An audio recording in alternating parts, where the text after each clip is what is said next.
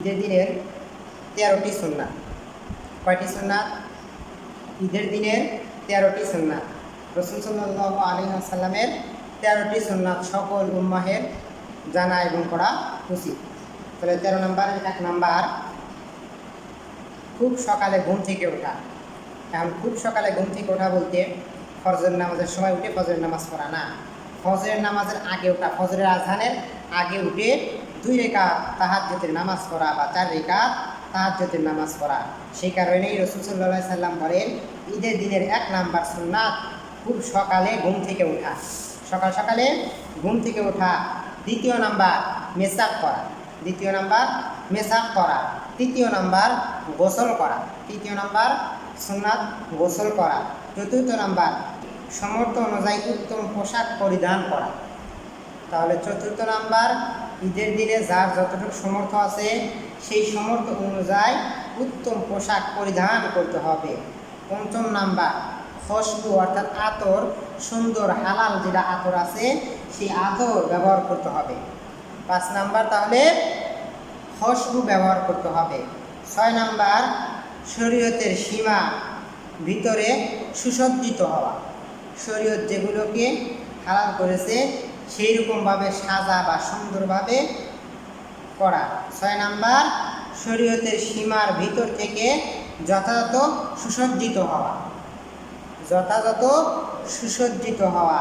7 number সুন্নাত ফজরের নামাজের পর জলদি ঈদগাহে উপস্থিত হওয়া।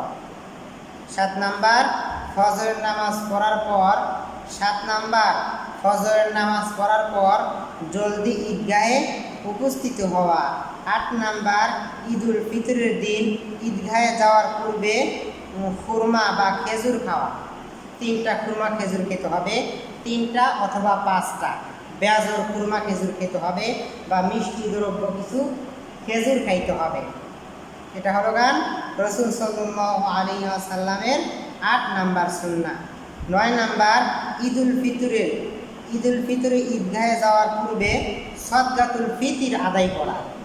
9 নাম্বার ঈদুল ফিতরের দিন ঈদগাহে যাওয়ার পূর্ব মুহূর্ত অর্থাৎ ঈদগাহে যাওয়ার আগ মুহূর্ত কী করতে হবে? সদকাতুল ফিতর আদায় করতে হবে। আপনি চিন্তা করতেছেন ঈদে যাচ্ছি, ঈদে যা ফকির মিসকিন থাকবে ওদেরকে কী করবো? সদকা ফিতর দেব, টাকা পয়সা দেব। ওই টাকা পয়সা দিলেই সদকাতুল ফিতর হয়ে যাবে না, এটা সদকাতুল ফিতর হবে না। আপনার বাড়ির থেকে বাহির হওয়ার আগেই আপনি কি করেন? সদকাতুল ফিতর মানুষের মাঝে দিয়ে যান। 10 নাম্বার ঈদের নামাজ ঈদগাহে পড়া, 10 নাম্বার ঈদের নামাজ ঈদগাহে পড়তে হবে। 11 নাম্বার ঈদগাহে হেঁটে হেঁটে যাওয়া, 11 নাম্বার ঈদগাহে হেঁটে হেঁটে যেতে হবে। 12 নাম্বার ঈদে এক রাস্তা দিয়ে যাইতে হবে, অন্য রাস্তা দিয়ে আসতে হবে। এটাও রাসূল সাল্লাল্লাহু আলাইহি ওয়াসাল্লামের সুন্নাত। এক রাস্তা দিয়ে গেলেন, অন্য রাস্তা দিয়ে আসলেন, এটা রাসূল সাল্লাল্লাহু আলাইহি ওয়াসাল্লামের সুন্নাত। আপনার নিত্য নতুন মানুষের সাথে দেখা হলো, সালাম দিলেন, কেমন আছেন, কী সমাচার, এটা রাসূল সাল্লাল্লাহু আলাইহি ওয়াসাল্লামের সুন্নাত। সেই কারণে 12 নাম্বার রাস্তা দিয়ে যাওয়া, অন্য রাস্তা দিয়ে আসতে হবে। ঈদুল ফিতরের দিন বা ঈদুল আজহার দিন, যদি ঈদুল ফিতরের দিন হয় তাহলে ঈদের চাঁদ দেখার পরে উচ্চস্বরে তাকবীর বলা এবং যখন আমি ঈদগাহে যাব তখন তাকবীর বলতে বলতে যাওয়া। আল্লাহু আকবার, আল্লাহু আকবার, লা ইলাহা ইল্লাল্লাহু, আল্লাহু আকবার, আল্লাহু আকবার, ওয়া লিল্লাহিল হামদ। এই তাকবীরটা কি করতে হবে? পড়তে পড়তে যাইতে হবে। এই হলো গান রাসূল সাল্লাল্লাহু আলাইহি ওয়াসাল্লামের 13টা সুন্নাত ঈদগাহে যাওয়ার। এখন আপনি আমি যদি না জানি তাহলে তো এই 13টা সুন্নাত কী করতে পারবো না? পালন করতে পারবো না। হয়তো কি আছে?